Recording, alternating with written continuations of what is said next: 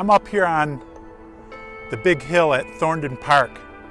It's one of the best places where you can get a view of the skyline of Syracuse. There it is with Onondaga Lake behind it, and come across the Syracuse University campus all the way to the dome. There's the dome. Oh, wait a minute. Wait a minute. What's wrong here? My world is turned upside down. Did your world ever get turned upside down? Let's get it back right again.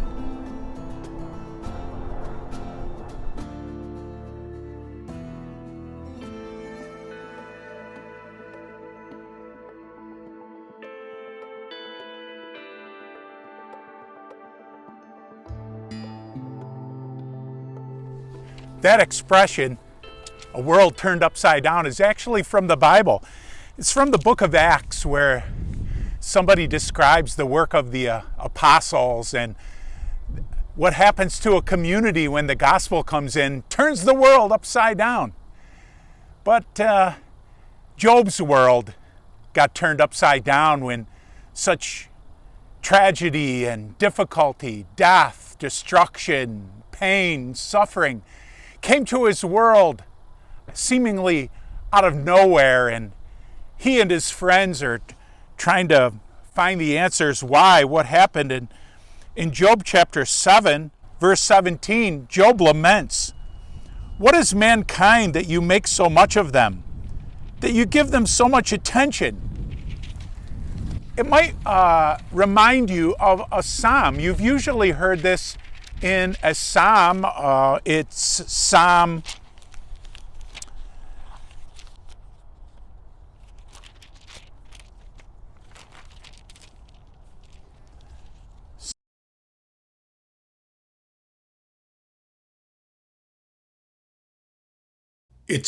8, verse 4. What is mankind that you are mindful of them? Human beings that you care for them. And it's quoted.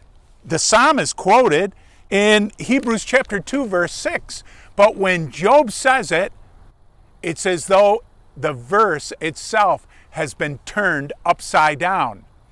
In the psalm, the psalmist is praising the Lord for paying attention to mankind and caring about him. And the psalmist is marveling that God cares about mankind. But when Job says it, it actually has almost the exact opposite meaning. When Job's world got turned upside down, his view of God looking at him got turned upside down. He is not praising the Lord for God's attention in Job chapter 7. It's the opposite.